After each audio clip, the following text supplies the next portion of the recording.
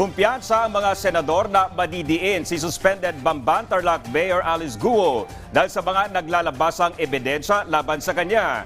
Kabilang na rito ang dactyloscopy report ng NBI na nagpapatunay na hindi siya Pilipino. Yan ang ulat ni Daniel Manalastas. Si Mayor Alice Guo, na sa totoo ay si Guo Huaping, ay hindi totoong Pilipino. Siya ay huwad o pekeng Pilipino. Inilabas na ng opisina ni Senadora Risa Hontiveros ang kopya ng resulta ng comparative examination ng fingerprints ni suspended Bamban Mayor Alice Guo at ng isang nagngangalang Guo Huaping na base sa dokumentong nilabas kamakailan ay isang Chinese national. June 25 hanggang 27 isinagawa ang examination at base sa resulta ng NBI, identical o pareho ang fingerprints ni Guo Huaping at Mayor Alice Guo.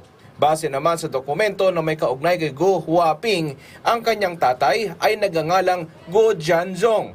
Ito rin ang pangalan ng ama ni Mayor Alice Guo, habang ang nanay ni Guo Huaping ay nagngangalang Lin Wenyi. Ayon kay Hontiveros, kapag mapapatunayang may sala si Guo, kailangan muna niyang harapin ang mga posibleng parusa dito sa Pilipinas bago ang posibleng pagpapadeport sa kanya.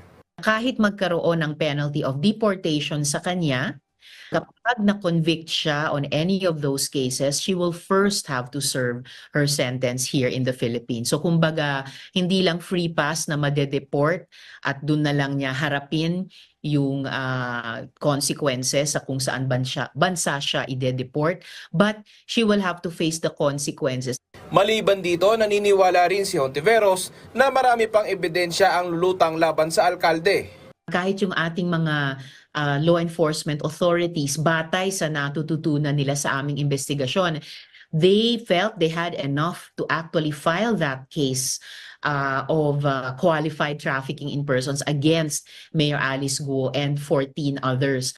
Kung ang kaso na inaharap natin ay isang Chinese national who posed as a Filipino para makakuha ng isang elective office at kasabay pa niyan nag-identity theft ng isang Pilipina para mabigyan ng cover ang mga pogo sa kanilang iba't ibang mga criminal activities.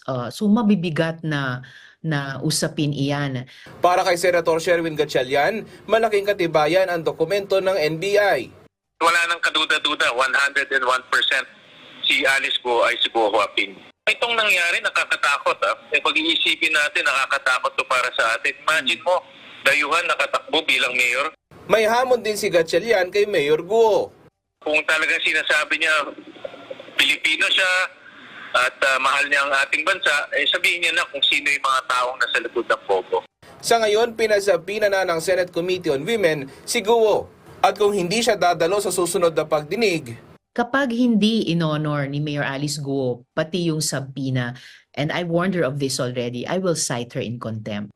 ayon sa abogado ni Mayor Guo, sa ngayon maaga pa para magbigay sila ng komento sa issue dahil wala pa silang oportunidad na maeksamina ang mga dokumento.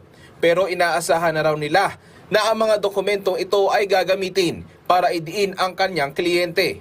Daniel Manalastas para sa Pambansang TV sa Bagong Pilipinas.